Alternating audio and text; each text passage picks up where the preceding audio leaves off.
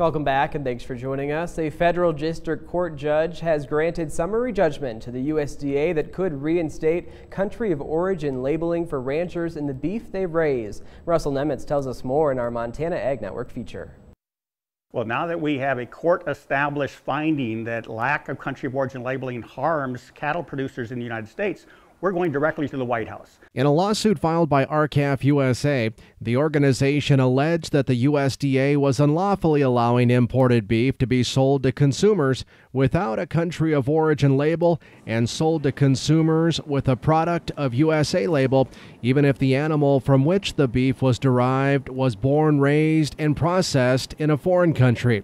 R-CALF USA CEO Bill Bullard says the court's finding is very important. The federal district court found that the statute of limitations had expired to consider the merits of our country of origin labeling lawsuit. But very importantly, the court found that despite what USDA has said and despite what the meatpacking lobby has said, U.S. cattle producers were harmed when country of origin labeling was repealed, and that harm is fairly traceable to the USDA's actions in repealing country of origin labeling.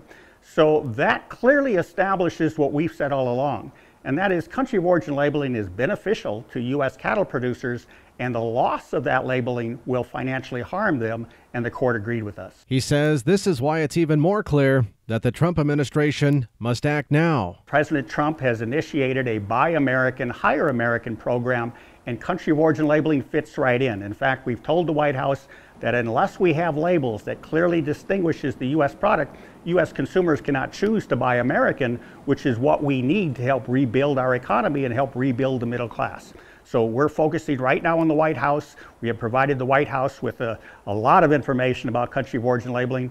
We know they're looking at it, and we're hopeful that they will initiate action to reinstate country of origin labeling very soon. Ranchers like Scott Frazier from Reed Point, Montana agree that country of origin labeling is important for them and consumers.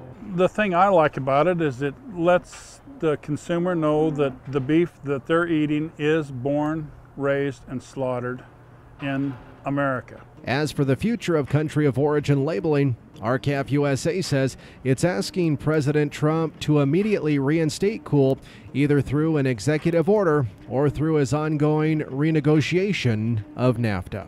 In Billings, Russell Nemitz, MTN News.